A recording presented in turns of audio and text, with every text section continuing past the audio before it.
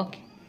అమ్మా రమ్మ, ఒక్క నిమిషం టైం ఇస్తావమ్మా, కాస్త ఫోన్ ఒక్క నిమిషం, ఒక్క నిమిషం, 2 నిమిషాలు కాస్త నా తల్లి చూడాలి.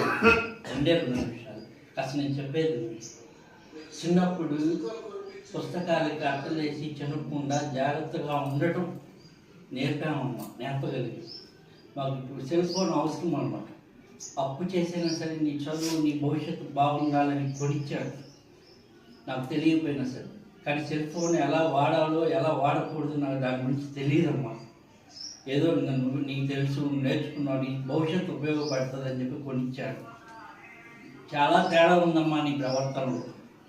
కనీసం తింటున్నావో తెలియదు, పలకరిస్తున్నావో తెలియదు, వస్తున్నావో లేదు, నేను తిన్నానో లేదు, అసలు ఏమీ పట్టించుకోవట్లేదమ్మా. చాలా మార్పు వచ్చిందమ్మా. చాలామంది మా ఫ్రెండ్స్ చెప్తున్నారు, వాళ్ళతో అన్నలతో మాట్లాడుతున్నాము, ఫ్రెండ్స్తో మాట్లాడుతున్నాము.